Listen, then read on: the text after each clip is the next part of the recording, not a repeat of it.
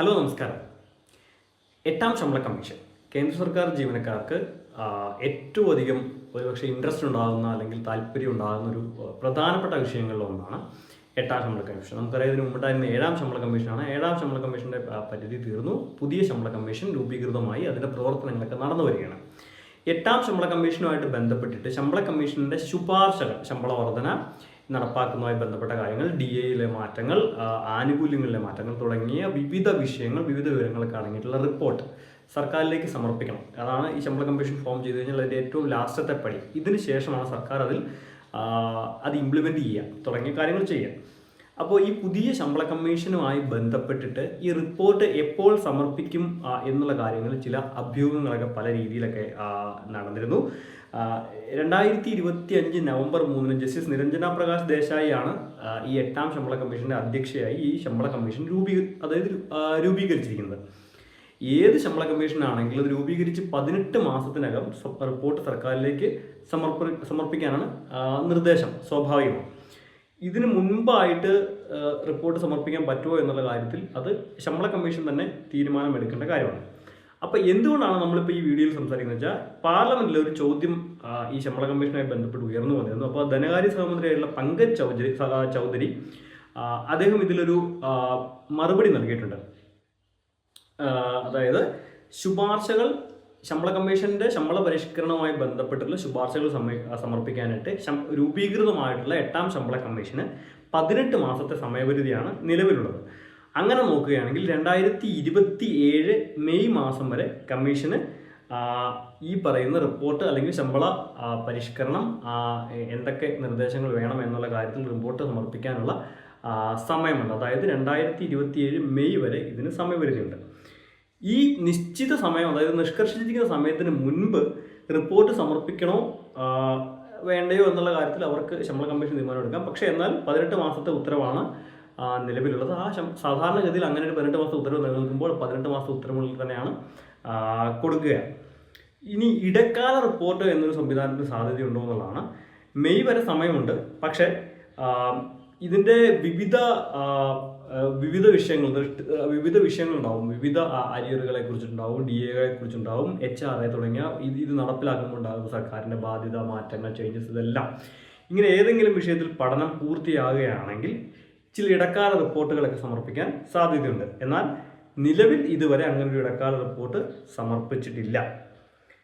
മറ്റൊരു ആശങ്കയുള്ളത്, ശമ്പള പരിഷ്കരണം ശുപാർശ നൽകിയാലും ഇത് എന്ന് മുതൽ സർക്കാർ പ്രാബല്യത്തിൽ കൊണ്ടുവരും, അങ്ങനെ ഉണ്ടെങ്കിൽ മുൻകാല പ്രാബല്യം നടപ്പിലാക്കുമോ തുടങ്ങിയ കാര്യങ്ങളൊക്കെ ഇപ്പോഴും ഒരു സംശയമായി തന്നെ അവശേഷിക്കുകയാണ്. അപ്പോൾ എന്തായാലും നിലവിൽ നമുക്ക് ലഭ്യമാകുന്ന വിവരങ്ങൾ പ്രകാരം 18 മാസത്തെ കാലയളവാണ്. ഈ 18 മാസത്തെ കാലയളവ് അവസാനിക്കുന്നത് 2027 മെയ്യിലാണ്. ആ മെയ്യിനുള്ളിൽ എട്ടാം ശമ്പള കമ്മീഷനുമായി ബന്ധപ്പെട്ടുള്ള ശുപാർശകൾ സമർപ്പിച്ചാൽ മതിയായിരിക്കും. ഇനി ശമ്പള കമ്മീഷനുമായിട്ട് ബന്ധപ്പെട്ട് എല്ലാവർക്കും അറിയുന്ന കാര്യങ്ങൾ തന്നെയാണ്. ഏകദേശം കേന്ദ്ര സർക്കാരിൻ്റെ കണക്ക് പ്രകാരം 35.77 ലക്ഷം സിവിലിയൻ ജീവനക്കാരും 33.76 ലക്ഷം പെൻഷൻകാരനുമാണ് ഈ എട്ടാം ശമ്പള കമ്മീഷൻ്റെ പരിധിയിൽ വരുന്നത്. ഇവരുടെ ശമ്പളം, അലവൻസ്, പെൻഷൻ, ഫാമിലി പെൻഷൻ, ഇവരുടെ സർവീസ് റൂൾസ് അല്ലെങ്കിൽ സേവന വ്യവസ്ഥകൾ ഇവയിലെല്ലാം പരിഷ്കരിക്കുക എന്നുള്ളതാണ് ശമ്പള കമ്മീഷനോട് സർക്കാർ ആവശ്യപ്പെട്ടിരിക്കുന്നത്. നിലവിൽ വിവിധ ജീവനക്കാരുടെ സംഘടനകൾ, ട്രേഡ് യൂണിയനുകൾ, പെൻഷനേഴ്സ് അസോസിയേഷനുകൾ എന്നിവരൊക്കെ ആയിട്ട് കമ്മീഷൻ കൂടിക്കാഴ്ചകളൊക്കെ നടത്തി വരികയാണ്. ഇതെല്ലാം കഴിഞ്ഞതിന് ശേഷം ശുപാർശകൾ നൽകിയാൽ മാത്രമേ ശമ്പളത്തിലും പെൻഷനിലും വരുന്ന മാറ്റത്തിനെക്കുറിച്ച് കേന്ദ്ര സർക്കാരിന് അന്തിമമായി തീരുമാനമെടുക്കാൻ സാധിക്കും. അപ്പോൾ ഈ ഭാരത് പെൻഷനേഴ്സ് സമാജ് എന്ന് പറയുന്ന പെൻഷനേഴ്സിൻ്റെ ഒരു സംഘടന, അതായത് 10 ലക്ഷത്തോളം വരുന്ന അംഗങ്ങളുണ്ട്. അവരൊരു എട്ടാം ശമ്പള കമ്മീഷനോട് ഒരു സുപ്രധാന ആവശ്യം ഉന്നയിച്ചിരിക്കുകയാണ്. ക്ഷാമബത്ത അഥവാ DA അല്ലെങ്കിൽ ക്ഷാമാശ്വാസം DR ഇവ ഓരോ 3 മാസത്തിലും റിവൈസ് ചെയ്യണം അല്ലെങ്കിൽ പുനഃപരിശോധിക്കണം എന്നാണ് ആവശ്യം. അതായത് ഫോർ എക്സാമ്പിൾ, ഇപ്പോൾ 6 മാസമായിരിക്കുന്ന DA 3 മാസത്തിലേക്ക് ചുരുക്കുക എന്നാണ് ഉദ്ദേശം. കാരണം നമ്മുടെ മാർക്കറ്റിൻ്റെ മാറ്റങ്ങളും ആളുകളുടെ ചിലവ് കൂടുന്ന തുടങ്ങിയ വിവിധ വിഷയങ്ങൾ അതിനകത്ത് ഉന്നയിക്കണം എന്നാണ് പറയുന്നത്. മറ്റൊരു കാര്യം കൂടെ ഉണ്ട്. DR നിരക്ക് 20, അതായത് ക്ഷാമാശ്വാസം, അതായത് ഡിയർനെസ് റിലീവ് 25% കടക്കുകയാണെങ്കിൽ ഇത് അടിസ്ഥാന പെൻഷനുമായി ലയിപ്പിക്കുന്ന കാര്യം പരിഗണിക്കണമെന്നും BPS, അതായത് ഭാരത് പെൻഷനേഴ്സ് സമാജ് ആവശ്യപ്പെട്ടിട്ടുണ്ട്. ഈ പണപ്പെരുപ്പത്തിൻ്റെ ആഘാതം നന്നായി കൈകാര്യം ചെയ്യുക, അല്ലെങ്കിൽ അത് ആ ഇമ്പാക്റ്റിനെ ഒന്ന് ലഘൂകരിക്കുക എന്നുള്ളതാണ് ഇതിൻ്റെ ഏറ്റവും പ്രധാനപ്പെട്ട കാര്യം എന്ന് കൂടി അറിഞ്ഞിരിക്കുന്നത്.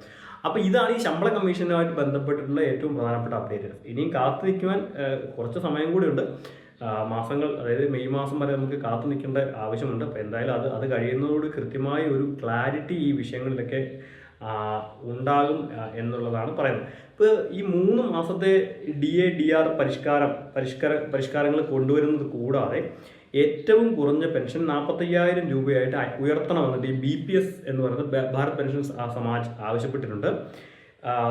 അതായത് 3.83 ഫിറ്റ്മെന്റ് ഫാക്ടർ ഉൾപ്പെടെ ഏറ്റവും കുറഞ്ഞ അടിസ്ഥാന ശമ്പളം 69,000 നിശ്ചയിക്കണമെന്ന് ആവശ്യമുണ്ട്. ഈ ഫിറ്റ്മെന്റ് ഘടകം ഫാക്ടർ കണക്കാക്കുന്നതിന് 5.2 വെയ്റ്റഡ് യൂണിറ്റ് ഫാമിലി ഫോർമുല ഉപയോഗിക്കുക എന്നുള്ളതാണ് നിർദ്ദേശം.